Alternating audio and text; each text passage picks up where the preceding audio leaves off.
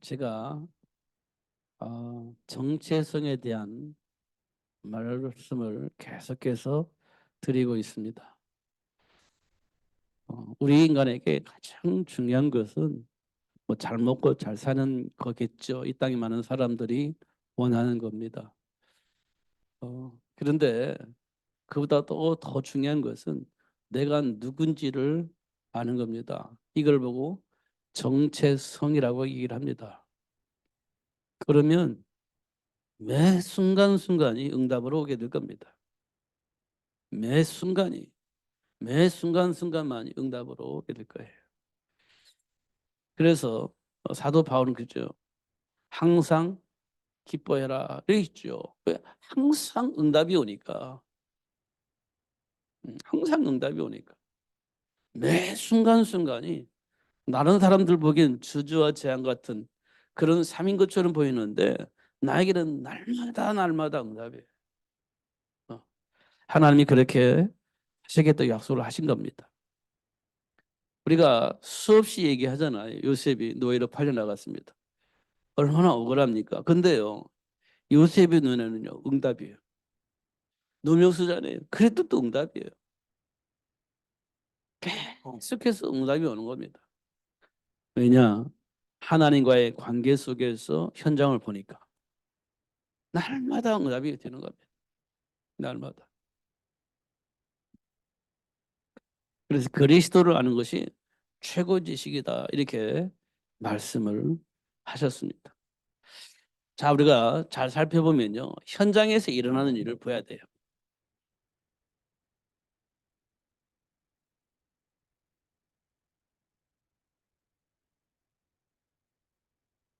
현장에서 일어나는요. 저주와 같은 재앙이 계속 일어납니다.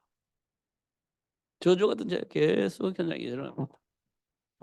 왜냐하면 창세기 3장 사건 이후에 하나님께서 말씀하셨어요. 이 세상이 저주와 재앙으로 바뀌었습니다. 그래서 어떻게 해요? 수고하고 막 땀을 흘려야 다시 우리가 먹을 수 있는 채소를 얻을 수 있도록 만들어 놨습니다. 우리 삶의 현장은 창세기 3장 이후에 저주와 재앙 현장으로 바뀌어버린 겁니다. 그럼 어떻게 돼요? 살려면 땀을 흘려야만이 살 수 있는 채소를 얻을 수가 있는 겁니다. 그렇게 되어져 있습니다. 그러니까 우리의 삶의 현장은요. 저주와 같은 재앙 현장이에요. 어. 답이 없으면 벗어날 수가 없어요. 자, 아브라함이요. 뭘 만났죠? 기근을 만났습니다. 이게 저주와 같은 재앙이에요. 기근을 만났습니다. 저주와 같은 재앙이에요. 이거 답을 얻어야 돼요. 답이 없어요. 왜 답이 없습니까? 하나님이 약속하신 말씀이 안 믿어져요.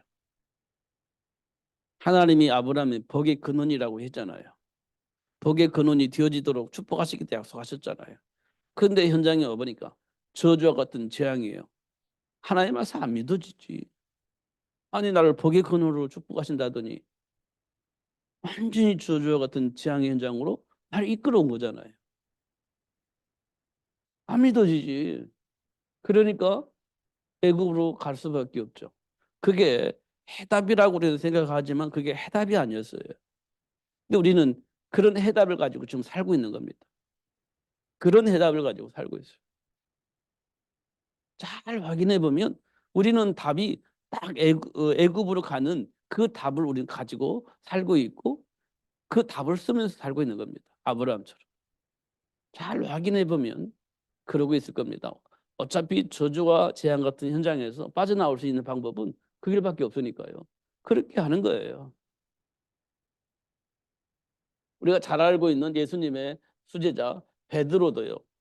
예수님 따라가면 사람 낚는 어부가 되어지고 뭐 그렇게 말씀하셨잖아요. 그래서 따라왔잖아. 3년 동안. 그런데 결과는요.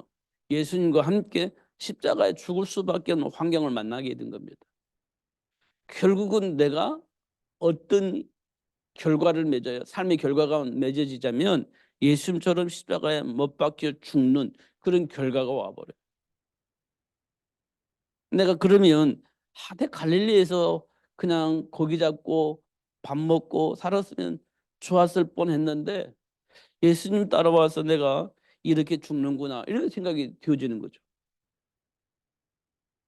예수님 따라와서 내가 이렇게 죽는구나. 그러니까 어떻게 해요? 예수님을 저주하면서 난 예수님 제자가 아니에요 이렇게 말할 수밖에 없는 상황이 된 겁니다. 베드로가 딱 그랬어요. 이 뭐냐 저주와 같은 재앙의 삶의 현장에서 답이 없으면 그럴 수밖에 없어요. 우리도요. 결국은 우리는 이렇게 결정을 하면서 살아요. 이게 답이라고 생각을 하니까요. 이게 양심상 내가 의리도 없고 뭐 그렇지만 그래도 내가 살려면 이게 해야 되는 거예요. 모든 사람이 그렇게 지금 살고 있는 겁니다. 어. 그래도 그래도 그러면 안 되지.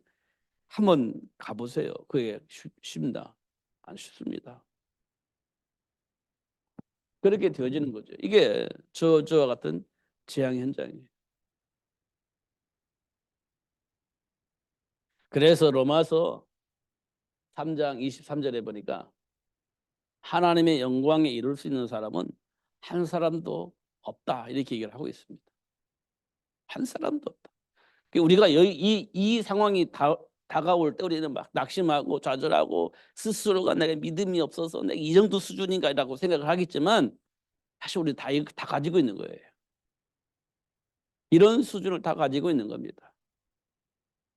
하나님의 영광에 이를 수가 없어요. 그렇잖아요. 이걸 보여주신 겁니다. 아브라함을 복의 근으로 부르시고 아브라함의 배경을 드러내 주신 거고 베드로를 사람 난 업으로 부르시고 그 배경을 드러내 주시고 그런데 결국은 안 되는 거예요. 하나님의 영광이 이룰 수가 없어요. 근데 이제 하나님의 은혜 속에 와 있기 때문에 하나님의 은혜 속에 와 있기 때문에 이게 드러나서 치유받는 시간을 갖게 되어지는 거죠. 그래서 어떻게 해요? 그래서 하나님께서 우리에게 여자의 후손을 보내주신 거예요. 그래서 안 되니까 안 되니까 할 수가 없으니까 여자의 후손을 통해서 회복시켜 주신 겁니다. 여자의 후손이 뭡니까? 여자의 후손이 왜 오셨죠?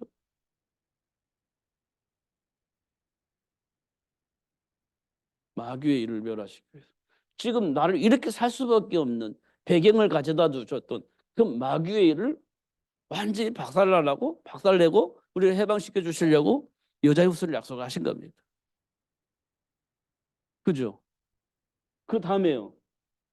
우리가 왜 이 짓을 해죠? 왜 이 짓을 합니까? 우리가 죄와 사망의 법에 묶여 있기 때문에 우리 이 짓을 하는 거예요. 죄와 사망의 법에 묶여 있기 때문에 이 짓을 하는 거예요. 나도 모르게. 이런 나를 구원해 주시려고 여자의 후손을 약속하신 겁니다. 그러면서 요한복음 14장 6절에 보니까 내가 곧 길이요 진리요 생명이니 나를 말미암지 않고는 아버지께로 올 자가 없어 라고 얘기를 하고 계십니다. 이게 삶의 현장에서 일어나는 일들이에요. 삶의 현장에서 일어나는 일들입니다. 내가 예수를 몰랐을 때는 이렇게 삶을 살아요. 이런 기준을 가지고. 그리고 예수를 알고 나니까 이제 사단에게 종노릇 하지 않고 하나님과 함께하는 삶을 누릴 수 있는 삶이 회복되어지는 거죠.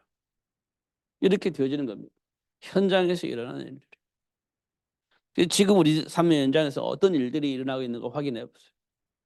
참 말로 표현할 수 없는, 이해할 수 없는 그런 일들이 많이 일어나고 있잖아요. 많이 일어나고 있습니다. 뭐 요즘 가족 관계 속에서 일어나는 사건들이 좀 많은 것 같아요. 가족들 간에. 좀 끔찍한 얘기지만 어떤 남자가 신랑이죠. 어느 아빠가 만삭된 자기 아내를 살해를 했습니다. 만삭된 아이를. 만삭된 부인을 살해를 했어요. 근데 급하게 제왕 수술을 해서 아이는 또 살렸어. 이게 만삭됐으니까 엄마는 이제 살해되고 뱃속에 있는 아이는 빨리 꺼내서 살리긴 했어. 근데 그 사건을 누가 일으켰냐? 남편이 그렇게 한 거죠. 이런 사건들. 끔찍한 사건이 있잖아요. 음. 이런 사건이 뉴스를 통해서 나오는 거죠. 이런 것들. 참 끔찍한 겁니다, 사실은. 근데 왜, 아니, 생각이 어떻게 생겨먹길래, 그럴 수가 있을까? 생각을 답이 없어요. 그거는. 답이 안 나와요. 그런데 이 영적 상태를 보면, 아, 그럴 수도 있지. 사단이 시키면, 사단에게 장악되면 무슨 짓을 못해요. 사단에게 장악돼가지고, 사단이 시킨 대로 할 수밖에 없는 상황이라면 시키는 대로 할 수밖에 없죠. 감정을 가지고. 이제 그런 부분들 우리가 확인할 수 있죠. 그러면 우리가 속히 이런 일들이 일어나지 않도록 하기 위해서는 영적 상태를 폭로하고 그 문제를 해결하신 예수를 전하는 것이 가장 중요한 겁니다. 이 세상에서 가장 중요한 일이 이거예요. 그래서 사도 바울이 그렇게 얘기를 한 겁니다. 그리스도를 알리는 일에 걸림돌이 있다면 그 어떤 걸도 다 벗음을 버리고 나는 이 예수 붙잡고 가겠다. 그렇게 얘기한 겁니다. 왜냐? 이 복음 모든 사람에게 다 필요해. 난 이거 말하면서 살 거야. 라고 얘기를 한 겁니다. 그러면서 어떻게 달라고요? 내게 능력 주시는 자에서 난 다 할 수 있어. 뭐 비천에도 처할 줄 알고 풍부에도 처할 줄 알고 모든 비밀이 내게 다 와 있어. 이렇게 얘기를 한 겁니다. 이게 삶의 현장에서 누릴 수 있는 축복이에요. 이게 이제 열려지면, 이게 이제 보여지면 우리가요, 내 안에 있는 감정을 치유받을 수 있습니다. 어떤 상담을 통해서 알 수도 있지만 가장 근본적인 치유는 이 그리스도를 아는 거예요. 그리스도를 아는 겁니다. 이게 사실 전부예요. 자, 성경에 보면 현장에 일어나는 일들입니다. 하나님의 역사. 하나님의 역사를 보면 결국은 하나님이 약속하신 그 일을 위해서 역사를 하고 계세요. 그게 뭐냐? 현장 복음화입니다. 현장 복음화는 사람의 변화예요.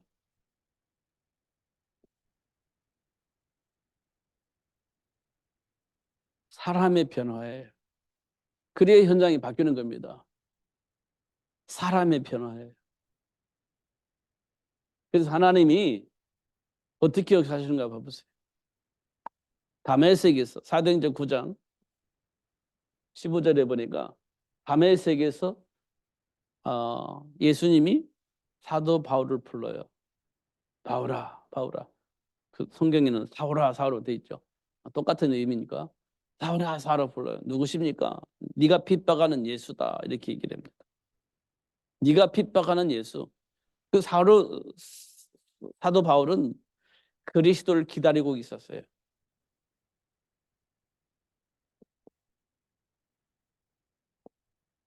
사도 바울은 기다리고 있었습니다.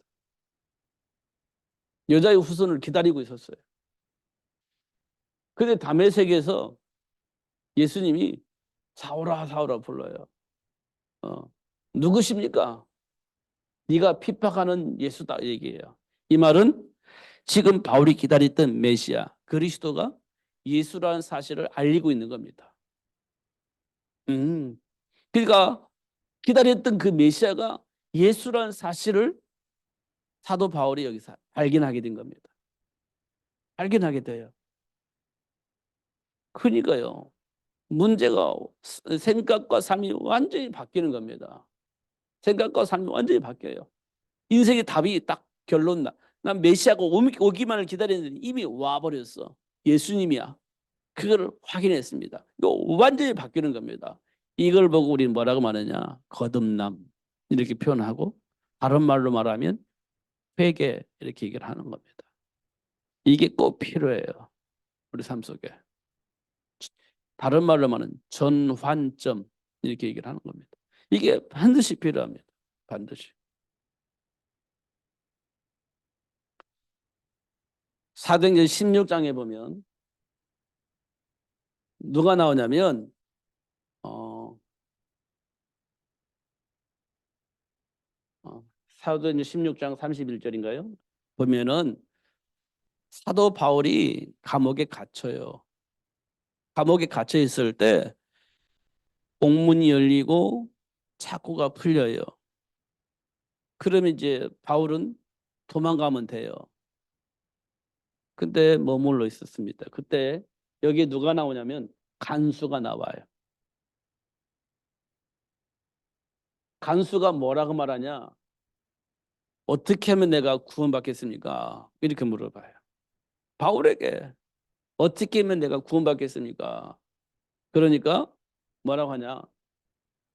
예수를 믿으면 된다.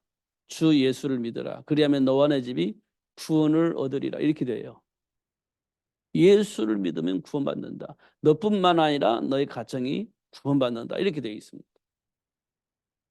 한 사람의 변화가 현장으로 확산되어집니다. 그러니까 바울이 복음을 알고나니까 로마가 복음화 되어져요. 간수가 구원받으니까 그 가족이 구원을 받아요. 이게 현장 변화입니다. 이게 우리에게 굉장히 중요하죠. 음. 이게 하나님이 하시는 일들이에요. 잘 확인해 보면 그렇게 하고 있습니다. 어떻게 해요? 이렇게 돼 있죠. 사도행전 1장 8절에 땅 끝까지 이르러 내 증인이 되리라.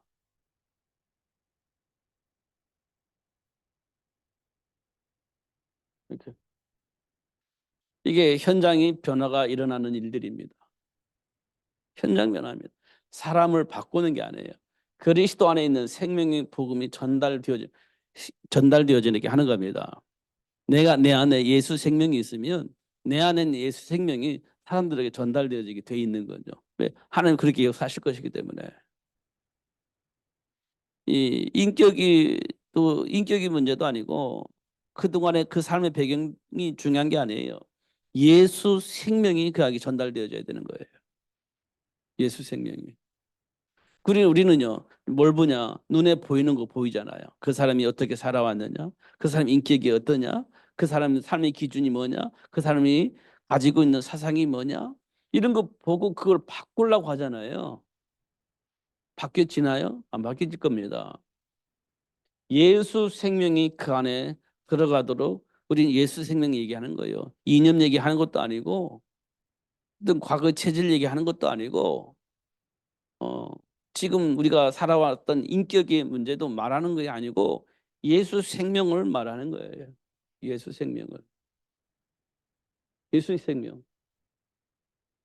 이거 들어가면 바뀌는 겁니다. 이거 들어가면 바뀌어요. 그래서 뭐 이것저것 필요 없어. 예수 생명. 음. 이게 필요한 겁니다. 그래서 예수님께서 그러잖아요. 성령이 임하면 땅끝까지 이르러 내 증인이 되어지도록 하시는 하나님의 역사를 보게 될 것이다. 이렇게 얘기를 한 겁니다. 이게 현장 복음화예요. 현장 복음화. 이게 하나님이 하시는 일이죠. 근데 중요한 것은요. 예수 생명이 우리 들어가야 돼. 예수 생명.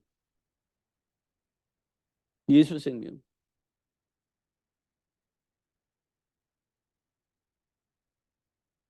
그러면 뭐가 나와요? 예수 능력이 나오죠.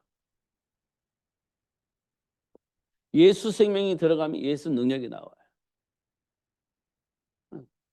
이거 우리가 수없이 들었던 얘기입니다. 음. 생명이 들어가면 어떤 일이 뭐냐? 기적이 일어납니다. 기적이. 그래.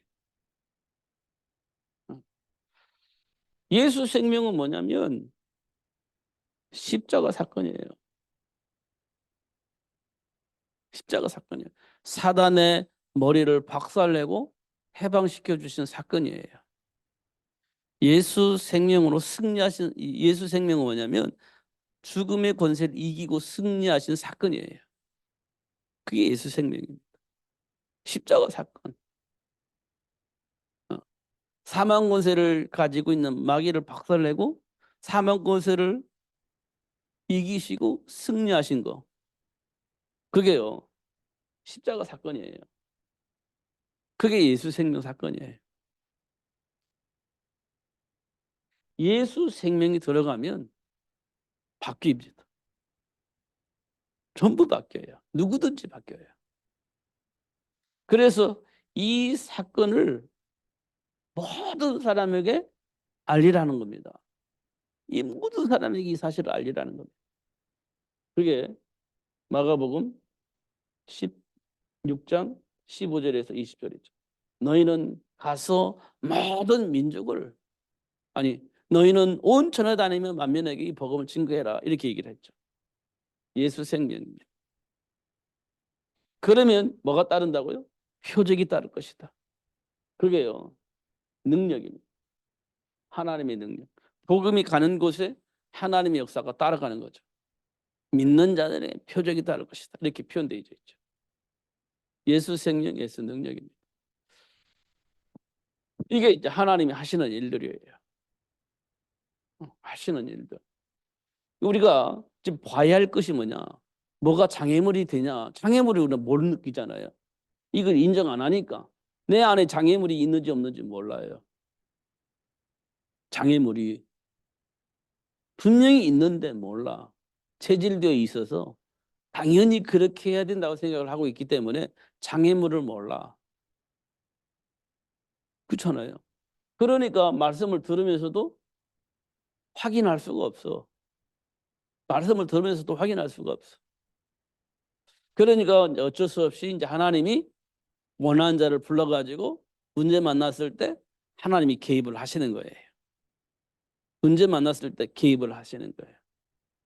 그래가지고 그 문제의 원인이 뭔지 알 수 있도록 사탄의 역사 이걸 알게 하시는 이제 하나님이 개입을 안 하시면 모르는데 원하는 자를 불러가지고 문제 만나고 그 문제 만났을 때 막 갈등하잖아요. 그때 성령이 역사를 하시는 거예요. 그 문제의 원인이 사단의 역사다. 이런 것도 알게 해주시는 겁니다. 그렇기 때문에 네가 불신앙하고 있고 네가 엉뚱한 판단을 하고 있고 엉뚱한 삶을 살고 있는 거야 라고 확인시켜 주는 겁니다. 뭘로 확인시켜 주냐? 하나님이 우리에게 약속하신 말씀을 통해서 확인시켜 주는 겁니다. 말씀을 통해서 확인되어져요. 우리가 하나님 간섭하면 그거 안 들려지니까 우리를 불렀잖아요. 그러면요 문제 만나고 그 막 갈등하고 있을 때 성령이 간섭하셔서 원인이 뭔지 알게 해주는 거예요. 불신앙과 사단의 역사. 이것이 지금 네가 만난 문제의 원인이라는 사실을 알게 하시는 겁니다. 그리고 그 문제를 해결하려고 내가 왔어. 이게 예수님께서 하신 얘기예요. 그럼 됐죠. 그럼 답이 나오잖아요. 그러면서 이제 답이 나오니까 땅끝까지 이 복음을 증거하라고 하신 이유가 이런 거였구나. 렘넌트 키우라고 하는 이유가 이런 거였구나. 모든 민족을 제자로 삼으라고 한 이유가 이런 이유였구나. 다 답이 되는 거예요. 옛날에 숙제로 이렇게 이제 말씀 붙잡고 막 감당하려고 막 발버둥 쳤는데 이제 복음 안에서 보니까 답이 되는 거예요. 내 삶의 가치가 있고 삶의 이유가 다 답이 되는 거예요. 숙제가 아니라 주어진 축복이라는 사실을 알게 되어집니다. 숙제는 힘들잖아요. 근데 주어진 축복은 누리는 거니까 행복한 겁니다. 이렇게 바뀌어요. 생각이, 삶이. 이렇게 우리가 확인할 수가 있습니다. 우리가 매 순간순간 확인해 보면 그래요. 매 순간순간. 제가 여러 번 얘기하잖아요. 만약에 내가 요셉이었더라면 어떤 판단을 했을까? 형들이 나를 노예 팔고 노예가 됐을 때 나는 어떤 판단을 하고 어떤 감정 속에서 살았을까? 한번 우리가 점검을 해보자고 하잖아요. 왜냐하면 요셉 얘기하면 당연히 그렇게 하는 것으로 우리는 착각을 하고 있어요. 나도 당연히 그럴 거라고 생각을 안 하고 요셉은 우리가 수없이 들었기 때문에 당연히 그렇게 해야지. 그게 맞아. 그렇게 대화를 하잖아요. 만약에 내가 요셉이 있다면 나는 어떻게 했을까? 이 질문을 해야 되는 거예요. 그래야 지금 내가 어떤 상황 속에서 어떻게 판단하고 결정할 것인가에 답이 내게 나오는 거지. 요새처럼 내가 그렇게 해석하고 답을 쓸 것인가? 아니면 다른 감정을 가지고 다른 판단하고 다른 답을 쓸 것인가? 이건 우리가 지금 판단을 해야 되는 겁니다. 지금 나는 어떤가? 다니엘 그 세 친구들처럼 그런 상황에 있을 때는 어떻게 판단하고 어떤 결정을 할 것인가? 우리 당연히 다니엘과 세 친구들처럼 그렇게 해서 답을 쓰잖아요. 근데 현실 속에서 내가 그 답을 쓸 수 있어야 사람들에게 그 말을 할 수 있는 거예요. 사실은. 그렇잖아요. 나는 빼고 너만. 그럴 수는 없잖아요. 나는 할 수 없어. 그럼 너는 해야 돼. 이렇게 할 수는 없잖아요. 그러니까 우리가 말씀을 통해서 자꾸 답을 찾아야 돼요. 제가 계속해서 내가 옛날에 우리 다락방 처음에 할 때 맨날 창세기 3장 했거든요. 뭐 1년 내내 그러면 딱 서로 나면 창세기 3장. 이건 막 그럼 전도기 가면 또 창세기 3장. 한 몇 년 동안 그 얘기를 하고 서로 나면 창세기 3장 그리스도 이렇게 시작해요 메시지가. 1년 12달 막 계속 그 얘기만 하는 거예요. 그 얘기만. 그때는 야 저거 뭐 수없이 들은 얘기니까 다 아는데 또 얘기하고 또 얘기하고 또 얘기하고 그렇게 얘기를 했었습니다. 그런데 지금 와 보니까 그렇게 해야 맞는 것 같아요. 그렇게. 우리는 머리는 알고 있는데 실제적으로는 그게 이해가 안 되었기 때문에 사건이 일어날 때 창세기 3장 그리스도 문제 일어났을 때 창세기 3장 그리스도 그걸 계속해서 그 문제의 원인을 인간으로 보지 않고 그 인간의 배경을 보게 하려고 창세기 3장 그다음에 그리스도 이걸 계속 한 겁니다. 그런데 우리는요 육신적인 생각 속에서 살아요. 그러니까 그걸 바꾸기 위해서 1년 12달 창세기 3장 그리스도 이거를요 매일매일 한 건 매주 한 겁니다. 한 5, 6년 했을 때 유목사님이 그래서 내가 그 얘기를 했어야 되는데 속아가지고 내가 빨리 시작했다. 그때가 언제냐면 팀사역 얘기 나왔을 때예요. 팀사역 나오면서 내가 속았어. 더 얘기를 했어야 되는데 그렇게 얘기다니 한 6년 7년 그 메시지를 하고 나서 속았다고 얘기를 한 겁니다. 음.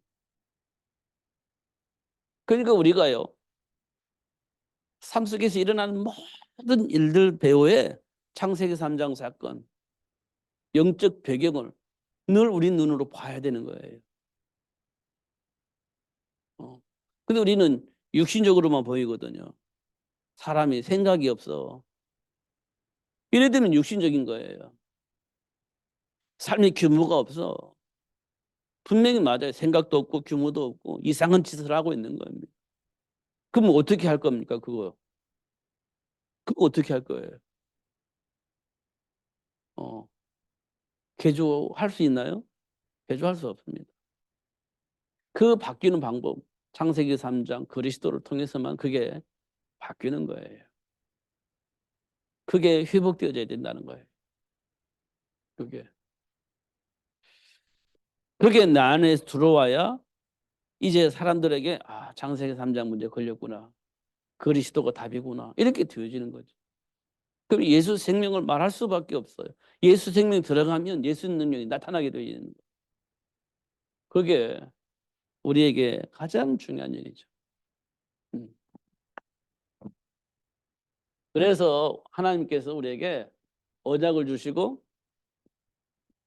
기도하라고 얘기를 한 거예요. 언약을 주시고 기도하라고 한 겁니다.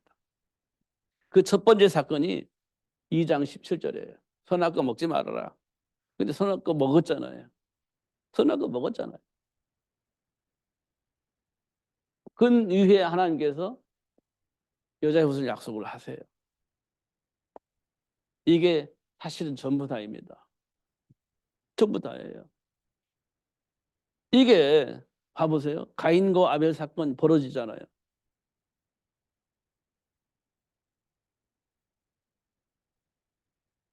이거예요, 이거.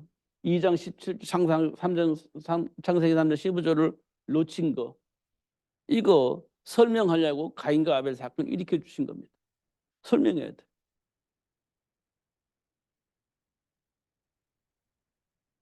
에서와 야곱. 이것도 설명하기 위해서 일으킨 사건이에요. 왜냐하면 이삭은 장손에만 관심이 있어요. 왜냐하면 그 전통이 내려오는 거니까. 지금도 우리는 장손하면 막 우리 가문의 모든 걸 다 막 우대를 하잖아요. 장손. 우리 가문을 이을 장손 하면서. 음. 에서도 장손이에요. 근데 이삭도 에서에게 관심이 있는 거예요. 야곱에는 별로 관심이 없어. 근데 하나님의 계획은 야곱에게 있는 거예요. 그러면 우리가 누구한테 관심 가져야 돼요? 야곱에게 관심 가져야 되지. 근데 우리 지금까지는 우리는 장손 에서에게 관심이 있어요. 장손. 지금 내려온 거. 근데 하나님의 계획은 야곱에게 있어. 그럼 우리 눈을 야곱으로 돌려야 하거든. 하나님의 계획 속에 있는 거. 이게 눈이 안 돌아가. 이 눈이 안 돌아간다고. 그래서 이 눈을 바꾸게 하시려고 이 사건을 일으켜 주신 거예요. 고정관념. 이거를 바꾸셔야 돼요.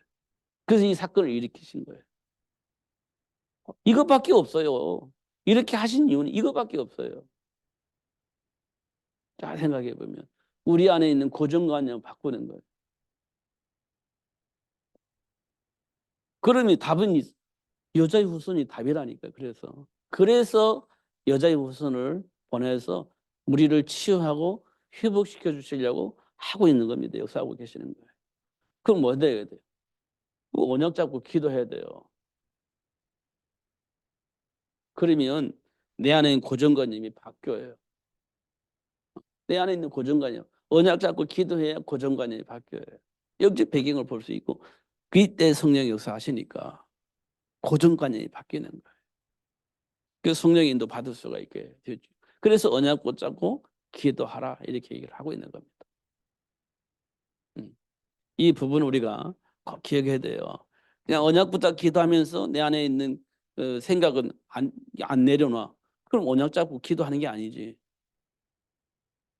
언약 붙잡고 기도하는 것은 내 걸 내려놓는 거예요. 내 걸. 요셉이 언약 붙잡고 기도했잖아요. 그때 난 억울해. 형들은 왜 그랬을까? 억울해. 나를 누명 쓰고 감옥에 보내고 이 생각이 내 머릿속에서 계속 자리 잡고 있다고 한다면 언약 붙잡고 기도하는 것이 의미가 없어지는 거예요. 그 생각이 안 바뀌어질 것이니까. 근데 언약 붙잡고 기도하니까 노예로 팔은 이유가 뭘까? 그랬구나. 응답이 오는 거지. 언약 붙잡고 기도하니까 왜 나를 누명 쓰고 감옥에 보냈을까? 그랬구나. 응답이 오는 거지.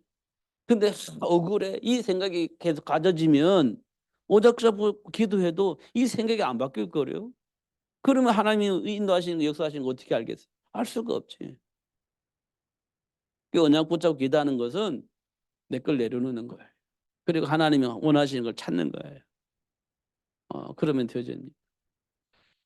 내가 그 길이요 진리요 생명이니 나로 말미암지 않고는 아버지께로 올 자가 없느니라. 이 말씀을 꼭 깊이 묵상을 해야 되고 1절에는 너희는 마음에 근심하지 말라 하나님을 믿으니 또 나를 믿으라 이렇게 말씀을 하셨어요.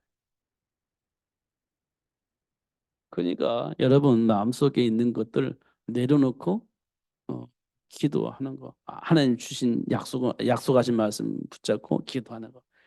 이때부터 모든 문제는 모든 삶의 축복은 시작이 되어지는 겁니다. 치유가 일어나게 되어지고 하나님이 약속하신 복은 나의 삶 속에 들어오게 되어지고 그렇게 되어지는 겁니다. 이게 아무것도 아닌 것처럼 보이지만 전부입니다. 이 축복을 하나님이 저와 여러분에 주셨어요. 수준은 안 되는데 그래도 주셨고 그 복을 누릴 수 있도록 하고 계시는 겁니다. 우리 수준은 안 돼. 근데 그 수준이 안 되는 나를 불러가지고 그 복을 누릴 수 있도록 역사하고 계시는 거예요. 그 얼마나 감사한 일입니까? 속지 마시고 누리시는 여러분 되시기를 예수님 이름으로 축복합니다. 기도하겠습니다. 살아계신 하나님 아버지 감사합니다.